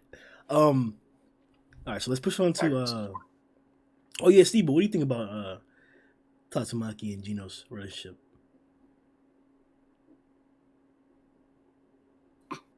This nigga Steve. Bro, I am. Oh my god, I don't know where I'm at right now. Now, let's turn back the clock. You on shot number 8, bro? No. I haven't drunk since the 6th or 7th one, but my god, like I've been trying to keep conscious while doing this shit. Like I've just been hanging on to my desk and shit. But if I stop talking, and y'all hear snoring, y'all know what's up. Yeah, Satsuki, you got like 5 minutes before the next podcast. The thing is, the podcast starts in like in like 30 more minutes or so. So Can I just quickly ask what that podcast's about? actually it's not going to be about much of anything. We're just going to do like a awards. I don't know why I'm talking about this here, but it's going to be like an award show or whatever. It's going to be so out of context when this gets posted. I mean, to be fair, I got things planned out, so it should be fine. But right now, I can't lie to y'all. I'm struggling like a motherfucker. Just be careful. Don't hit your head on the desk when you fall. Do you want to get all your thoughts out about the Tats backstory first, in case anything happens? This is a test. I'm trying to test myself, so I will not try to, jump in front of anybody. I'll stick through it. I promise you. Right. What a guy! This is amazing. I want a complete Satsuki backstory, just like how Tatsumaki blacked out. That's what it is. It's him just sitting in the room holding on for it because he's trying to stay conscious. He has become the Tatsumaki of the podcast. He's all blacked out. Conscious guys. He's gonna change his screen name to Tatsumaki. Me. All right. I just want that panel of you just freaking out now, Satsuki. Yes. Now we need a good artist to actually draw Satsuki in the pose. I got it. A good artist to draw Satsuki. Please do it, man. Come on. You gotta. Oh shit. Hey, Rise of the Shogun bonus chapter. All right. So we finally get the flashback. I don't think we've gotten too many backstories for the S class. We got the Metal Bat one, the Dark Shine one. Just little stuff for the S class, but nothing too deep, right? This is a nice in-depth one. Tatsumaki in a prison cell in a research facility. They're testing different kinds of monsters in a variety of different examinations. A monster breaks out, causes danger to the entire facility. They choose to assist first the more promising research subjects, and Tatsumaki is not one of those. She's left to her own fate. She encounters a monster, and then coincidentally we see that she's harmed, but she's saved by Blast. And then we get the flashback, similar to how all the flashbacks we've been getting for Amai, and it seems like we're going to get this for other heroes. Maybe that'll be Blast's like way of coming into the story before he gets an actual physical entrance. It'll be remembering all his interactions with the different heroes and what beneficial factor he instilled upon them, if that is going to be the case. But before we talk about Blast's position in her past, what do you guys think about Tatsumaki's past? I know I haven't mentioned the big. Should I say it? Let me just say it. We're talking about her past. So Tatsumaki was sold. Mm-hmm. Yep. As I don't know how to put it, whether to be serious or joke around, so this is, I guess, it's supposed to be serious because it's an emotional effect. Obviously, or it's not supposed to be a joke, but like, I wasn't sold. I don't, I don't know like how that feels. Like, I wasn't back in the 1800s, 1600s where like they were doing that to people of color. Like, You won? They do that now, for Yeah, God's yeah, sake, yeah, which they- is the worst Wow. part. yeah, yeah. So I didn't how do you realize that. I'm 100 sorry. I always I thought you thought were he was 400 years 100 old. plus. These niggas. So wait, so how did you come back? Because me and Matt, we were sold in the West Midlands just like Yeah, I know, right? 2 years That's ago. like rite of These passage, niggas you know? is clowns, bro. Look, I don't. And you chimney sweep for a while, and there you go. I don't know what it's like to be sold. And yes, it is true that apparently there's more slavery now than there's ever been in the world. So that's horrible. And, condolences to them slave boys. Bro, them niggas working, bro. They're making that money, bro. I'm just kidding, bro. That's not funny. That's This not guy. funny. Okay. They ain't Keep it moving, please. heading into dark territory. I had to make it Stay funny on somehow. I target. had to tell a joke. All right, so it's kind of it's a little bit difficult to connect exactly with her, and if there are any viewers that like do connect more so with her, like if you decide that you're willing to share your experience anonymously in the chat, you already know, but we're not gonna follow you or look up your IP address from your comment section. So let us know if you relate to this in some kind of way at all, so that we can get more information or see different viewpoints about this. But this is an extreme. Like, we haven't really gotten like information as to why she was told, if Fubuki was also sold, but this has obviously had the most profound effect on her psyche and who she is today as a person. So, with everything taken into account in her past, what do you think about Tatsumaki's backstory? There's a lot of questions with it. All right. I didn't think of this when I first read it, but my second time around reading it when we were going to the podcast, I thought about when exactly was Fubuki sold, because I think that's important. Because when Blast is talking to her about like you still have your family to protect, Samaki seemed like she had like nothing at that point. And I don't know if it's because she literally didn't think that she had anything or she forgot. Because where I'm getting at is if she was sold at the age of 4 and below, then she wouldn't know about Fubuki possibly being in the same situation, because they have a 5-year age gap between each other. 3 Fubuki, years. 3? No, it's 5. Because 5. Yeah, because I thought Fubuki is 23 right now. She is. Tat's 28. Fubuki's 23. Oh, I thought Fubuki was 25. My bad. Old enough for me. Yeah, that's actually fine this time, Grimm. That's all right. You're allowed this one. You're good. Yeah. You're good this time. She's Not gonna double roast the you this clock. time. Or almost I mean, Same age as me. A clock should never be used when you're judging age, but Yeah. Probably not. Probably not. see, even drunk Satsuki knows better than you. But I think it's not just drunks. I think everyone knows better. Yeah. Past 12 is lunch, bitch. But it's one of the sad running gags in this podcast. What, Thanks like to- Grimm's a paedophile? But where I was getting at was since Tatsumaki was 10 in this flashback, because I think they said it was 18 years ago. If she was sold while she was again below the age of 5, then she wouldn't know who Fubuki was at that point, and then maybe later she finds out. But what I found so weird about that flashback is the fact that Blast immediately knew, oh, you have somebody that you need to look out for, that you need to live for. Because the panel was so weird, because it was just a panel by itself of a picture of Fubuki.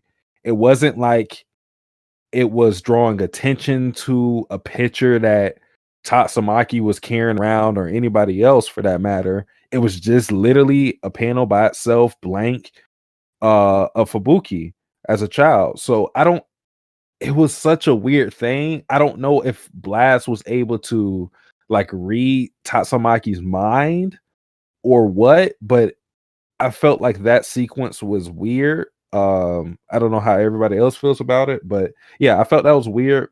But I think this flashback raised a lot of questions. not only about Tatsumaki but about Blast, because I think people are going to go more into detail about it. But that thing that he was holding, that little cube, Yeah. the fuck is that about? What you got in your hands, nigga? Well, I was going to save this, and I'll save some of it for a theory video I plan on doing in the future. His mention of like, I have a job. This hero stuff is just, a hobby. I think he's like some sort of secret agent, and he was tasked to steal the box. So I 100% agree. Well, 99% agree. I don't know about that secret agent shit.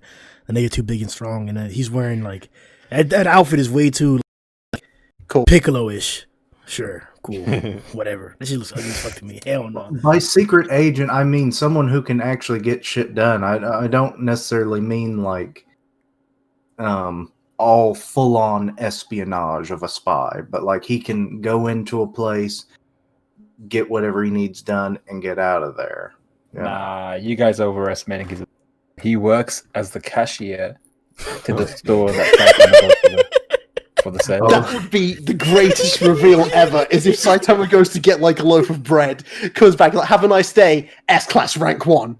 Blast. On his name tag, it just says B. No, that'd be dope. Like, that's like his incognito. It's like B. Last as his surname. It's like, my name is Bob. No. He's like Mr. T, because Mr. T literally changed his name to just Mr.T. So it's like it's Mr. B. So I fucks with it. Nah, that's definitely the word blast backwards, but that would be stupid. That's definitely something to think about. Like that box, like that obviously has something to do with Drive Night, and it gives more context to that. Like now, Drive Night asking about Blast isn't so weird. Now he may have like, bro, this nigga stole my wallet, bro. Like you seen Blast, man? Like, oh, Blast coming to take out this S-class or this demon, bro. Like I need my wallet, bitch. Like I can see it. Like there's a reason. This like. It at least throws a curveball into the scenario. It's not just like Drive Night's out to get data on Blast so like he can, become stronger and like use that power or some evil shit like that. Like, no, like Blast is also interfering with Drive Night's prerogative or whatever his intentions are. So okay, that changes the whole like it removes some of the mystique away from Drive Night. Now it's kind of like putting them in a position to where like, oh, you're trying to get something back from Blast. Like, what a nigga bitched you, huh? Like, what he take from you, bro? Like, it changes the dynamic a little bit, but I don't. The only reason why I don't want to say what Satsuki said is because I think it's a little bit too far-fetched, and I need to see some more evidence before I can claim that. Like, he touched her head and then said, what a cute little sister you have, when a picture of Fubuki was shown up. So he just pulled a Goku on Namek. Like, I don't know if you guys remember, but when Goku shows up in Namek and goes to fight the Ginyu Force, like he literally just touches Krillin's head, and I don't know how, but he then just knows everything that happened on Namek. He's like, all right, I'm caught up. Let's go. Krillin's so bold, his head is see-through. So Goku just kind of saw the memories unfold. No. It's like, you're a crystal ball now, Krillin. Okay, I see what I need to see. No need for a recap. I was actually wondering about what do you guys think about that little panel of Fubuki when she's younger? Do you because when I first read through it, I just kind of skimmed it. Fubuki. I saw that and I was like, where the hell did that picture come from? Yeah, so that's exactly what I thought. I thought, okay, he's got a picture of Fubuki. We're not going to call out how weird that is, but okay. Exactly. But then I very quickly realized he doesn't actually pull out a picture. So do you reckon this is one of those things where maybe he could be a psychic as well, and he's kind of inputting that image in Tatsumaki's mind? Or is she just remembering Fubuki? Is that kind of her memory of her? I literally don't know. Do you think she's actually putting it into his mind? Is that possible? She's putting it into his mind. No, because she's like she had no body. So we're definitely in that she was sold probably before Fubuki was ever even born. So it's definitely leaning more towards he has some level of telepathy. and implanted in her mind. It's like, oh, well, you have a little sister. You do have a reason to live. I mean, But do we know? Sorry, do we know how long Tats has actually been in here? we Have they don't. said? Yeah, No that's idea. the issue. Because that's the whole point I was trying to bring up, because I don't know how long she's been in here. Therefore, I don't know if Tatsumaki knows at this point where she's talking to Blast who Fubuki is. Because like I said, if she was brought in here at age 1, 2, 3, 4, then she wouldn't know who Fubuki is. So that's the question. And then the panel, like Keisha was bringing up, like I don't even understand whose perspective we're looking at Actually, with this there's panel. this was something that came to mind when I was like re-looking through it, and I was like, isn't it kind of peculiar that that picture is a square, and what is in Blast's hand right now? A cube? What if the cube is giving him this information? Ah. Like maybe he didn't actually steal this damn thing, it's actually a device he has. I don't think it's a device he has. Or if he did steal it, like maybe that's the reason they stole it, because it's like some fucking psychic cube. Maybe. That I makes don't sense. know. Sorry, it's only just because when he says they make it clear, like on that panel, where he's like, "I have a proper job to do." It shows him literally holding the cube at that point, so it's implied to me that the reason he's here is to get that cube. That's not like a tool he's got normally. I asked as my reaction. Did Blast come here inadvertently? Because that sounds like that's what that quote means. Not that he has a separate job like a cashier or a secret agent, but that like he came here to do this job. I have a proper job to do, and it's to get this box away from these people. And I guess this is more of a hobby, saving her. Yeah, that was my initial interpretation. But he does say, I guess this is more of a hobby, kind of referring to this situation. What if the box just has groceries in it? Oh my lord, That's it. He's that like, will be the biggest. it's because of the virus. It's like he's like he does home delivery. That's what it is. He's It's a box delivered. holding that has infinite whatever the fuck you want in it. It is what if it's God? Oh my god, no. No, you know what it is? Because- That's actually Drive Night. That's what Drive Night is born Actually, as. considering that it's like such a seamless box, it would not like, and this is a research facility, they seem to be more on the organic research side of things, you know, psychics and monster research of various denominations. But who's to say they weren't doing like making special kinds of alloy as well? Like that could be what maybe, you know, like a special alloy that whatever Drive Night's made out of, this was like the original sample or something. Yeah, shit. no. I don't know. I'm being serious, dude. Like that's the birth form. That's the baby of Drive Night. Vibranium. It's And pedal you use night. it. He can't drive yet, so he got to pedal his way around. I mean, aside from all the like the crazy possibilities, we can confirm that this is probably affiliated with Drive Night. And I think we can almost confirm now that Blast came here for this box, and his hobby happens to be saving Tatsumaki. Saving people. The hero work. It's like, we have to remember, like, when I first saw it, I thought that like maybe he's working for an organization or somebody else that's not the Hero Association. But Flashy Flash himself mentioned that doing hero work or taking out criminals on the side by himself, like not informing anybody of it, regardless of the situation. We've seen that there are a bunch of criminal organizations, whether it's on the sea, like pirates, whether it's ninjas, all kinds of different things that exist that are not necessarily on the screen right now. So I don't think it would be crazy that like Blast is working separately from the association, whether with another group. The association didn't exist at this point. Oh yeah, it did. Yeah. 3 weeks ago. Oh, yeah, No, that's right. Saitama made the association. That's right. Yo, this nigga's evil, bro. What are you doing? What are you doing with this box, bro? What's this box for, nigga? Like, this is more than a decade before the freaking association was even probably conceived. What's in the box then, Keisha? The whole satellite, man? That's a satellite, nigga? What's in the It's box? Drive Night, man. Yes, that's why my AT&T service went out, because my satellites were locked in that box. It's Brad Pitt's wife's head. You could easily be working for an organization because we know that people have been organized for all this time, right? Oh, it are is you the saying that this core research facility made Drive Night, and then he stole this so that the organization could make Drive Night? Remember? That Yeah, that's what I said. Damn, There could be a bro. tank Yeah, top that's in there. No, it's just his missing eyeballs, I think. Yeah, why? We've had like almost every detail of this man physically. Like, why is it only just the eyes that we never get to see? Like, what information is that going to tell us? He cute, but that's why. He can't reveal his No. Sharingan just yet. There we dude. go. That's what. Oh my god! If he has like the Rinnegan, and that's it, and then it's like, oh damn, this is a Naruto crossover the whole time.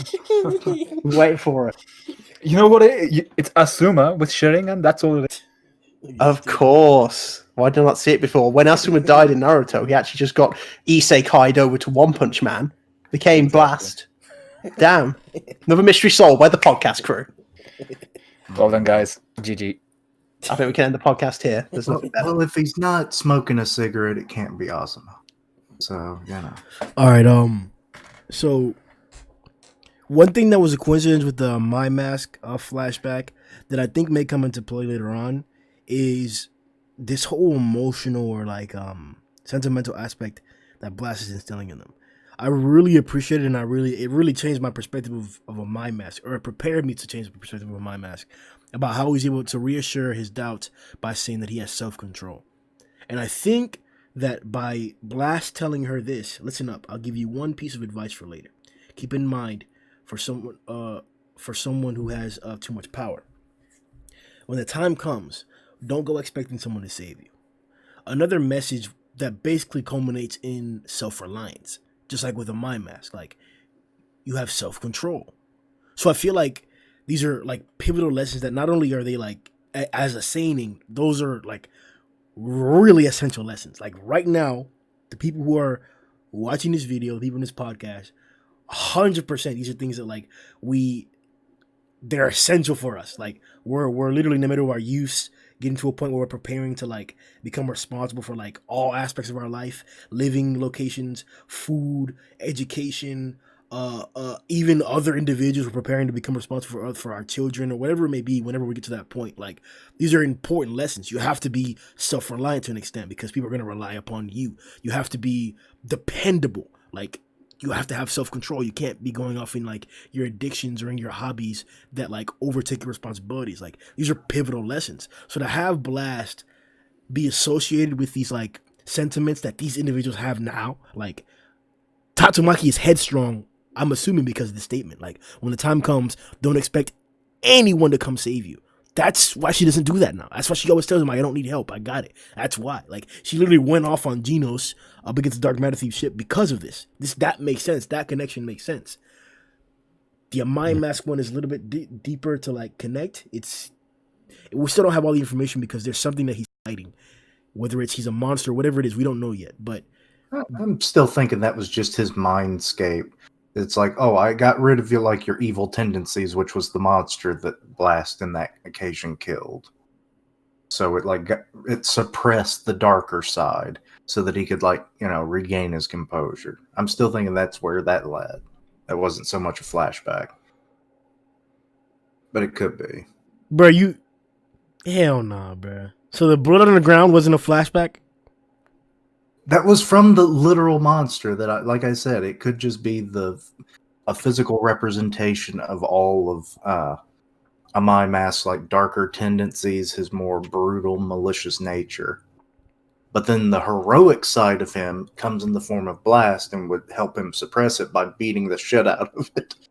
No, I think that could be true, but like I'm saying that like regardless, the monster was real.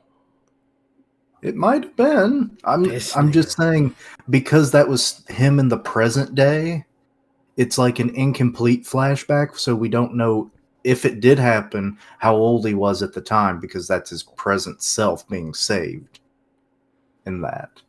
So No, I think you missed on that one. But either way, like we don't have a true way to confirm it. But what do you guys think about the final message to Tatsumaki? When the time comes, don't go expecting someone to come save you. made a lot of sense. Yeah. I think I'm of the same mindset as you. That it kind of like molded her into the person that we know of today. Like she models herself after that sentiment that she's not going to have backup when the time demands it. So she acts very independently, unlike any other hero we've seen before. She's like a total solo act. So I think what Blast said to her in the past really resonated and stuck with her throughout her whole life. And that's why she is the way she is. She's so combative and again independent from other heroes and whatnot. She doesn't work in tandem with anybody else. She's just her own person and she relies on her own strength alone.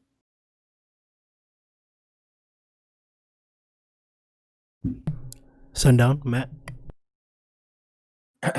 Yeah, I think I like the don't go expecting someone to come save you more because of what was said prior to that.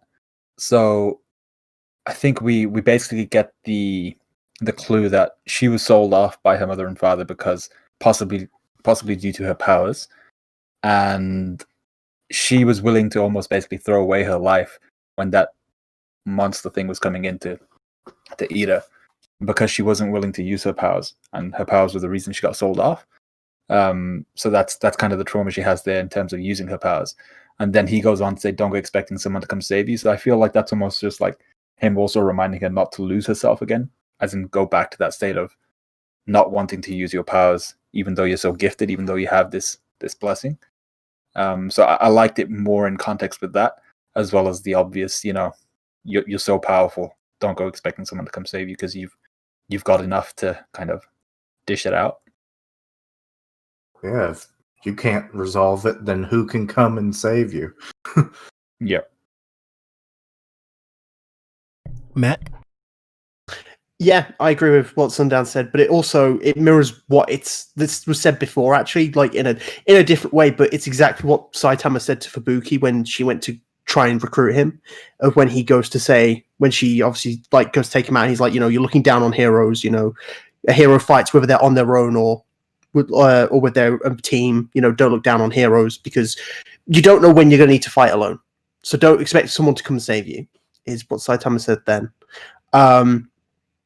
And it's interesting in a way, I guess, like the hero, like the really strong hero says it to the psychic once again. But I think you guys have nailed it completely. It's exactly why Tatsumaki is the way she is because she has to be. She never knows when someone's going to come help her, and that mindset might change a bit, of course, with everything that we've seen. With obviously characters like Drive Knight and Genos coming in for backup. But yeah, I think they're right. All right. So we saw her reassure with that moment. She reassured herself. She was able to overcome the issue and take on Sairochi again. We talked about earlier about the badass sequences of like Drive Knight transforming, Sairochi changing forms.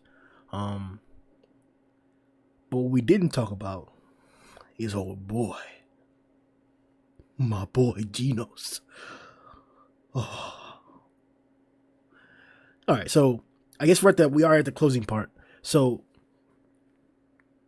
Genos and Drive Knight against Sairochi together. What are your expectations for this? Like, is this going to continue? Are these the only two guys who can really fight Sairochi right now? Is Tatsumaki going to continue to like interfere? Like, what are your overall thoughts and expectations on Drive Knight and Genos grabbing onto Sairochi?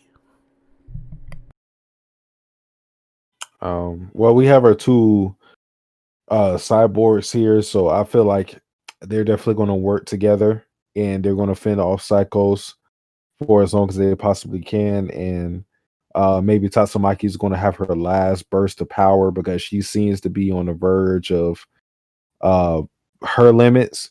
So I feel like those two are going to fend off against Psychos until Tatsumaki can overall like be the anchor in the fight and close things out. I don't know exactly how closing the fight would look like because I don't feel like Psychos will be killed I don't know if she's going to be killed at all, but I definitely don't think she's going to be killed in the next couple of chapters that we have coming up. But I like I said, with as it concerns to Genos and Drive Knight, I feel like they're just going to be the people. They're going to be more support, but they're going to be in a focus because they're going to keep Tatsumaki afloat and fend off until she can ultimately put the nail in the coffin. Matt? Yeah, I mean, at least in terms of specs, these are the two fastest heroes available to keep up with Psychos at this point. But I think, at least to me, with that ending of obviously both of them ready, like shooting the beam from the chest, I think this fight's gonna end soon enough. Like it's basically just a chase at this point. Like I don't think Psychos can really fight back at this point against these two. So I don't know. I'm not exactly sure why we ended it here. I feel like we probably could have ended it now with like the next panel being just them blasting Psychos out there, because if they've got her grabbed point blank, they're about to hit her both at the same time. Unless she's going to pull some ridiculous transformation, and maneuver away from this, she's going down.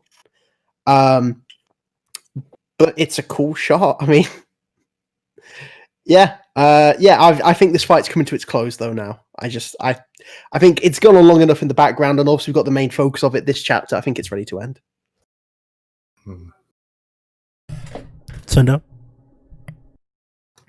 Yeah, I agree with Matt. I mean, I was confused why we ended right here because it doesn't seem like the right spot. Like, if you had the final kind of flash or the blast, that would have been the perfect ending to a chapter like this, but it didn't turn out like that. So the only thing I'm thinking, are we going to get a scene change next chapter? Because that would be a little bit like, I'd be a little bit annoyed. I kind of want to see this kiss chase scene finish. But that's such a cool way to end the chapter, though. I mean, imagine being grabbed like that, then about to get blasted by those two. I wasn't sure whether Drive Knight would use this opportunity because he hasn't really shown any animosity towards Genos yet. But it would be a bit cool if he decided to betray him now that he's kind of got his back turned to him. He's concentrated on Sayorochi. So imagine if Drive Knight just decided to clap Genos here. But I really doubt that would happen. That'd be like a 1% chance because I think his main thing is getting a sample of Sayorochi at this point. Kishin?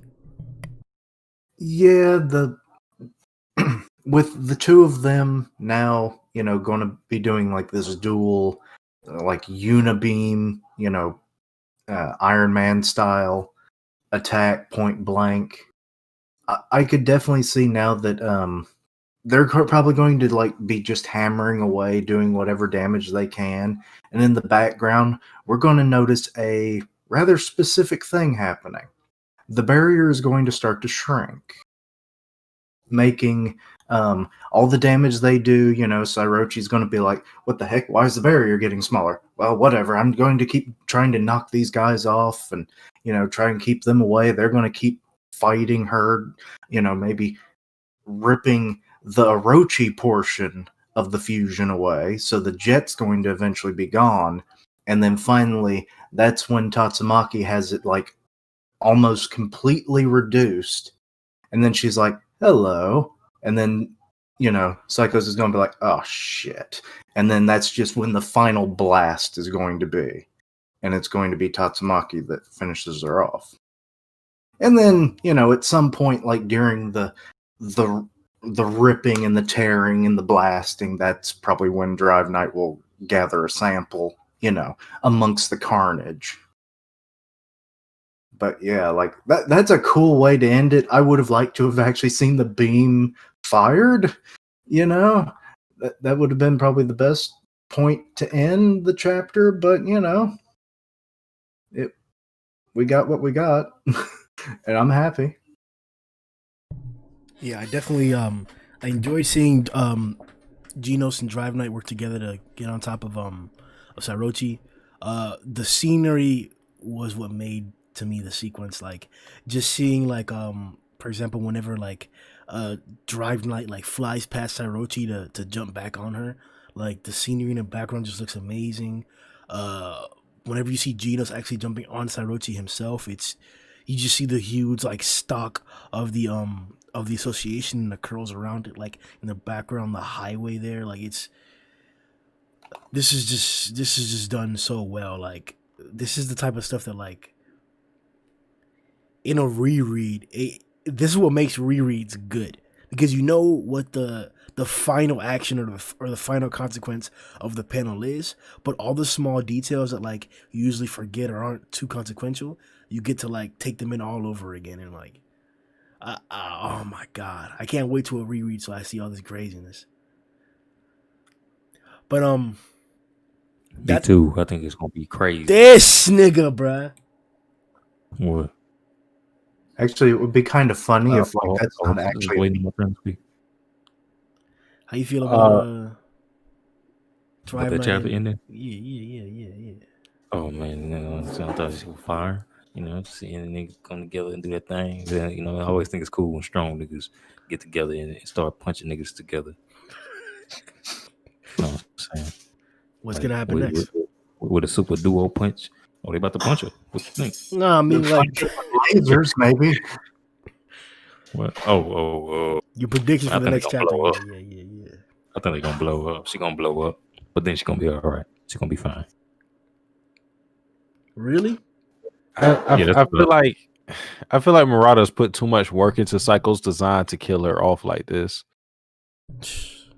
Actually, now that we know she can split, how small do you think she can split her body up? Because that might be how she's. Yeah, but that was still pretty big. Like I'm talking about really small, like maybe the size of like a dog or something, where she can maybe like get away or try to get away, and like I don't know, and then like all the other ones are acting as a distraction for the main portion of her to get away. I don't know. See, the thing I was wondering about was when she was flying through the tunnels, she shot some monster cells behind it, didn't she? Yes. Yeah, those are like the psychic laser things. Yeah, but is there a chance that they could regrow, considering they're basically Orochi cells?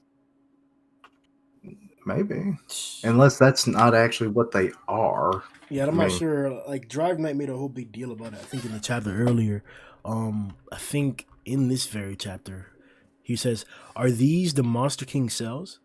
As if his body was used like a seed and spread across the earth on a cellular level, devouring everything. Tatsumaki, you monster.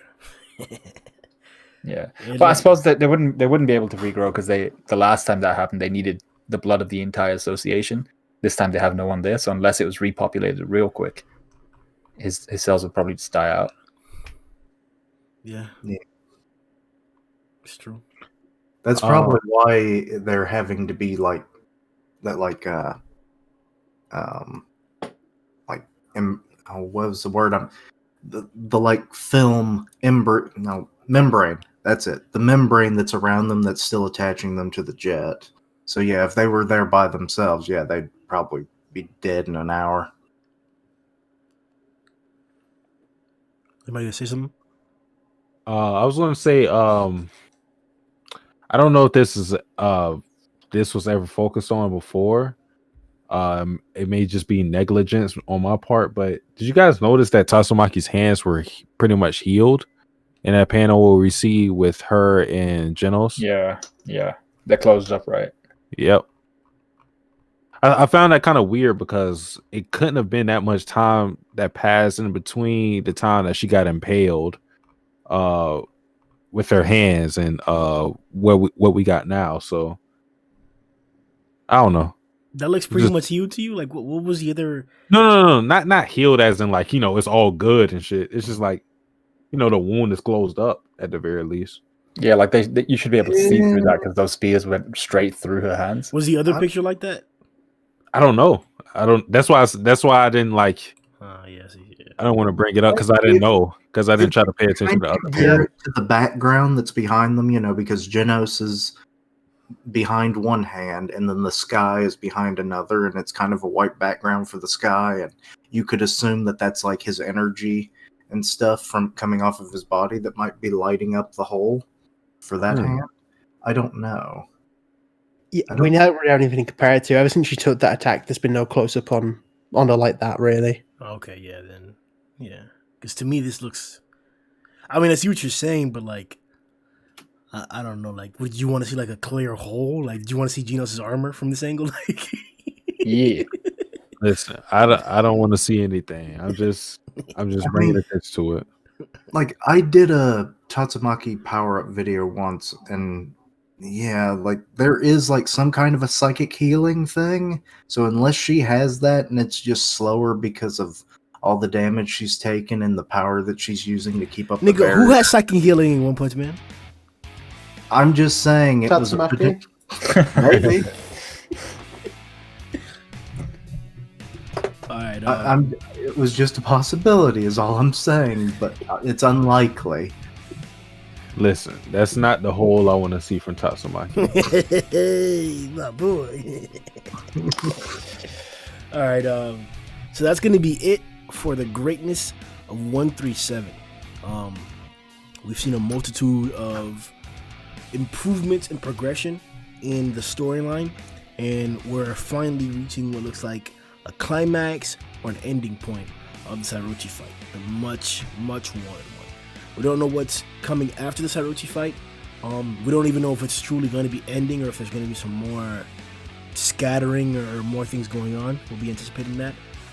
There's some other things to anticipate too, such as like the interactions between Genos, the rest of the heroes, S-Class, and the monsters and the possible cadres. If you want to see our opinions on the things that we discussed in this video, check out our reviews and our live reactions on our individual channels. The links are in the description for those. If you want to support this channel's endeavors, to just subscribe below and like the video. And if you want to comment on the different things that we talked about in this video for this chapter, the comment section is below, and we'll be replying live. That being said, see y'all boys. Yo!